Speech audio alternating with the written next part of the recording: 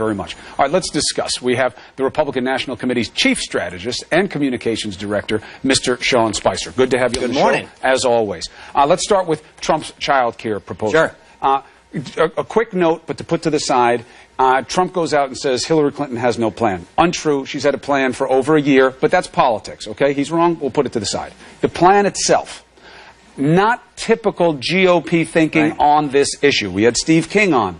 He was being diplomatic, but he was saying, well, there's a couple of these things I got to drill down on before we get to it, and I've never seen a plan paid for by finding waste and fraud. Problems? No, I think this is absolutely bold. I mean, as Ivanka and Mr. Trump noted last night, the way that our tax code was set up to deal with child care is almost 60 years old, right? The modern workforce isn't dad goes to work and mom sits home. You now have two working parents in most cases, and a lot of times the wife being the breadwinner. Child care is one of the biggest expenses that families have to deal with. And I think what was outlined last night was a really bold, fresh plan that recognizes the modern world that we live in now, that allow middle-class and low-income families address one of the biggest problems that families face, how to pay for child care. But one of the things that was really interesting about it was that it wasn't just about child care. It talked about dependent care and elder care as well, and recognized that the world that we live in now, sometimes it's a sick individual or a child or a family member, but it's also mom and dad now potentially moving back in because they need to be cared for in a lot of cases. And so the tax code doesn't recognize that aspect of how we live our lives now, and it ensures that we have the ability to care for our elder parents or family members that need care. The Democrats say that's what we've been telling you guys for 10 years. Can Trump get his own party behind his plan? But I think the difference is the Democrats talk about government providing everything. I think what we saw last night was a really bold, fresh, innovative way of ensuring that it's paid for, and that it recognizes the different facets of how we What's care innovative about how it's paid for? He said, I'll pay for it by finding waste and fraud and abuse. But again, looking at that unemployment aspect of it, that is the Democrats just want to add up new spending. I think the difference is that what Trump did last night was made sure that he had a mechanism to address how to pay for it. He said, I'll find waste, fraud, and abuse. Right. Steve King said he's never seen that work in all his time. Well, again, but I think that's the problem, is that what Trump is talking about overall is saying we're not going to have business as usual. We're going to go to Washington, we're going to make change, we're going to shake things up, and we're not going to settle for the status quo. All right, so let's talk about the state of play. Hillary Clinton says 50% of Trump supporters are in the basket of deplorables. Right. She goes on. And the other 50 are desperate. I mean, let's not forget that. It's not just that 50% are deplorable. It's that if you're not deplorable, then you got to be desperate. So Trump plays to advantage and says, look at the way she talks about you hardworking Americans. You can't be president when you talk like that. When he says that Hillary Clinton has a hate-filled campaign, the hypocrisy flag pops up and starts waving back and forth. Who is Donald Trump to say that anybody is a hate-filled campaign with all that he has said? Well, look, but first of all, every time that Donald Trump opens his mouth, Hillary Clinton and every other Democratic supporter and commentator goes off on Donald Trump. So you can't say this. When Hillary Clinton does it, it's almost like in a lot of cases she gets a pass and everyone tries to explain what she really meant. The reality is this was an insight into what she thinks, not about one candidate or another. It's one thing for candidates to go back and forth. You and I have seen that in politics over the years. Candidates always go at each other. It's one thing to describe the entire degree of support, that you're either this or you're that. No, you're but she didn't. She said 50%. No, she did. She said 50%. She then said that was a mistake. No. What and she she said, was talking about a small number of the alt-right people who have cottoned to the Trump campaign. Okay, stop. That's what she said, just to be fair to her. No, actually, let's talk what she literally said. She said deplorables, half of which are racist, sexist, xenophobic, et cetera, She said half was too much. And the other half, hold on, and then she said, and the other half were desperate.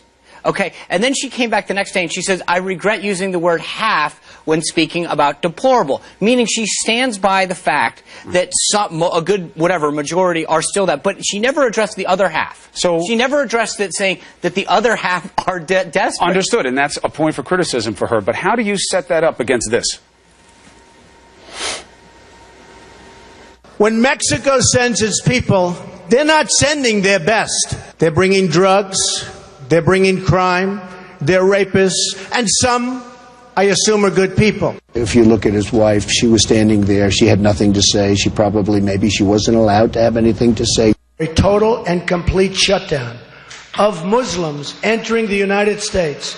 You've called women you don't like fat pigs, dogs, slobs, and disgusting animals. I don't know what I said. I don't remember. Just a taste, because how much do you really want to see? How does your candidate then become the man who's going to speak out against hate-filled campaigns? And again, I think, one, Donald Trump's taken a ton of criticism from Hillary Clinton and others on some of those comments. Two, he's expressed regret for saying that he believes that when he's caused... Never apologized for a single statement. Oh, my God. He literally got out and said, I regret the comments that I've made that have caused personal pain to other individuals. I've chosen the words that were incorrect at the wrong time. I don't know how much more he could have said. And then everyone comes back and says, well, he should have said more about the following. He did express regret for the way that he said certain things and addressed certain people. So he did do that. Number two is, in a lot of those cases, he's talking about other countries or foreigners. What makes this thing that Hillary Clinton did very, very different is she basically said that if you don't support me, Hillary Clinton, and you're an American citizen, then you're either deplorable or you're desperate, and there's nothing in between. That's 20, 40 million people that fit into that category. That's a vastly different thing than singling out, sometimes incorrectly so, a individual. If it's a numbers game, and I don't think it is, by the way, but just to give you the benefit of your own premise, there are over 1 billion Muslims in this world, and he had said he didn't want any of them in. And now he's changed, right? Because we're not like that in America, and he's been learning that slowly. So if it's a numbers game, he still loses. No, but there's a difference between addressing the safety of the United States and who we're going to let in and why, and 20, 40 million American citizens that are voters. He was saying that faith is nefarious, that there's something wrong with it and we need to keep them out. That's what he was saying. He's changed, but you got to own what you say. That's your point. Right. But what I'm talking about, in that context, he was talking about how to protect American citizens. What Hillary Clinton said was she was describing American citizens. That is a vastly different thing. Except she said that she overreached with the 50%, and you're now doing what you accuse them of, which is explaining what he meant instead of what he said. No, I'm... And you're doing very well at it. Well, I appreciate that. It's the reason you have those two titles. But I also think that there is a big difference between... Anyway, we'll go round and round. I think there's a big difference. What she said described a huge, magnificent swath of American citizens that are voters in this country, and it goes to her state of mind. Which is, if you're not with me, if you don't believe in Hillary Clinton, something's wrong with you. And I think... the state of mind. Would you go to law school all of a sudden? Let me ask you about something else. Your case is made and heard.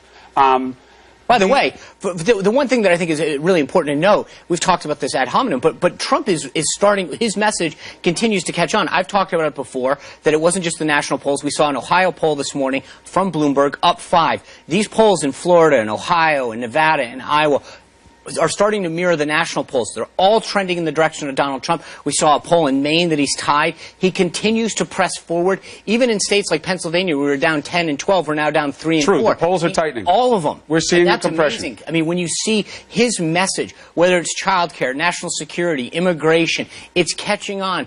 People are hungry for change in this country. They're tired of the status quo. They're tired of a Clinton that continues to tell you that I can live by one set of rules and you will live by another, and they're ready to... And he's also fanning a lot of the flames of what makes people angry, which you had an entire field of Republicans point out about him ad nauseum. It just wasn't effective because the mood was more important than their message. Let me ask you this, though.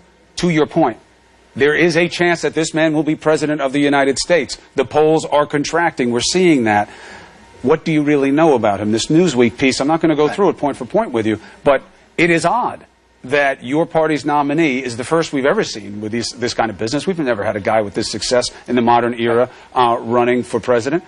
Do you know anything about who holds the debt that he has, about what his foreign relationships are and what they might mean? Do you know anything about any of that? Look, he filed a 50-plus page financial disclosure form with the Federal Election Commission. Almost nothing in it about the nature of foreign partnerships. But what it does is it must, by law, require someone to list all of the assets that they have and all of the debts that they are incurring. So everything is out there for folks to see. This particular piece... we don't know who holds his debt, Sean. We don't know. The piece that you're referring to is a hit piece, and a recycled hit piece at that, from the Wall Street Journal that they did the other day. Now Newsweek went out and recycled it. But the fact of the matter is they never contacted the campaign. They never went out to talk to anybody.